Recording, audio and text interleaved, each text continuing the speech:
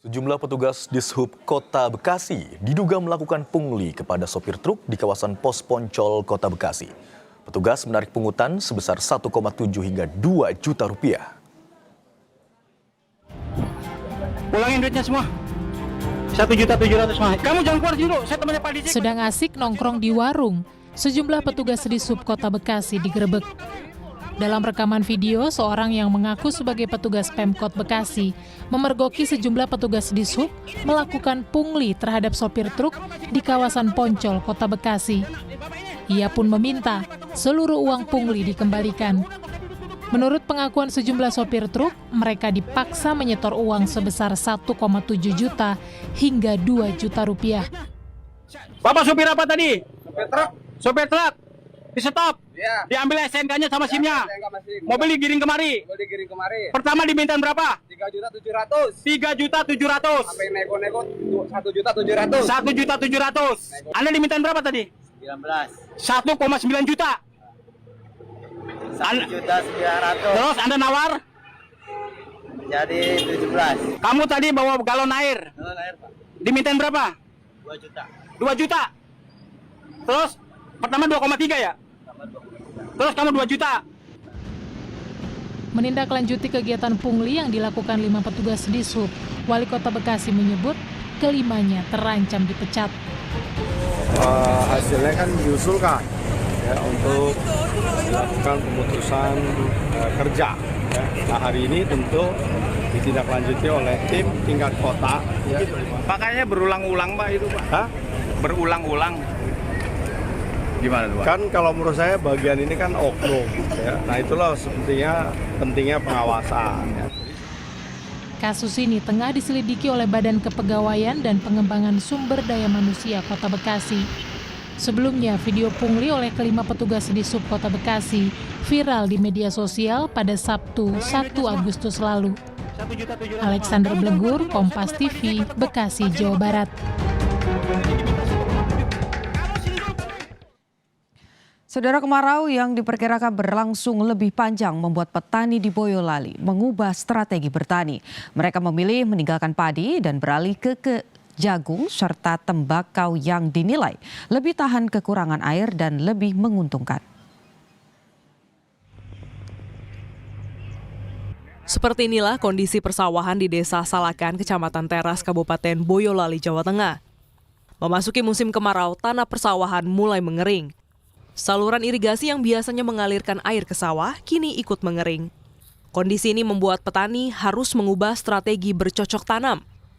Alih-alih menanam padi yang membutuhkan banyak air, mereka memilih menanam jagung yang lebih tahan terhadap kondisi kering.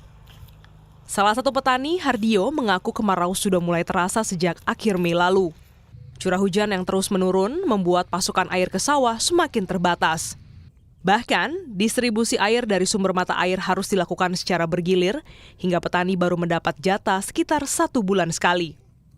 Dalam kondisi seperti itu, menanam padi dinilai beresiko, karena itu petani memilih menanam jagung agar lahan tetap berproduksi dan kerugian dapat ditekan. Meski keuntungannya belum sesuai harapan, harga jagung yang saat ini berkisar Rp6.200 per kilogram masih dianggap lebih baik dibanding memaksa menanam padi yang berpotensi gagal panen saat kemarau. Alasannya niku giliran banyune. Karena airnya bergiliran. Entuke sesasi. Jadi karena kekeringan, tidak ada air, makanya diganti tanaman Jagung. Ini nanti kalau jagung gimana Pak hasilnya Pak? Sama kayak padi nggak? Atau Nek sing dipanen iki nggih? Padha karo pari. Hampir sama nggih hasilnya nggih. Berbeda dengan Hardio, Suranto, petani di Desa Duku, Kecamatan Banyudono, justru melihat kemarau sebagai peluang. Sejak akhir Mei, ia memanfaatkan musim kering untuk menanam tembakau. Menurutnya, tanaman tembakau lebih cocok ditanam saat curah hujan rendah karena tidak membutuhkan banyak air dan risiko serangan hama lebih kecil. Hasilnya pun dinilai lebih menguntungkan. Jika sekali panen padi memberikan pendapatan sekitar 7 juta rupiah, panen tembakau bisa mencapai 2 kali lipatnya dengan masa tanam yang hampir sama, yaitu 3 bulan. Semakin panjang musim kemarau, kualitas tembakau justru semakin baik. Saat ini tembakau basah dihargai sekitar Rp5.000 per pohon sebelum melalui proses pengeringan. Memang kalau bulan Mei petani sini tetap nandur tembakau. Sejak Mei diganti tembakau. Itu karena Tiap Mei lebih menguntungkan atau seperti apa, Pak? lebih menguntungkan.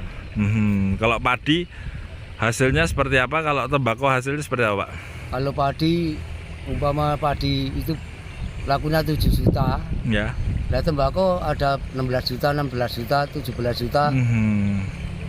Jadi justru musim kemarau ini bisa menjadi berkah bagi petani. Ya. Kemarau panjang memaksa petani menyesuaikan pola tanam agar lahan tetap menghasilkan. Bagi sebagian petani, beralih ke jagung menjadi cara menghindari risiko gagal panen. Sementara bagi petani tembakau, musim kering justru membawa peluang mendapat hasil yang lebih besar. Meski demikian, petani berharap pemerintah memastikan ketersediaan air irigasi, menjaga stabilitas harga hasil panen, serta menyediakan pupuk dengan harga yang lebih terjangkau agar produksi pertanian tetap terjaga. Tim Liputan Kompas TV.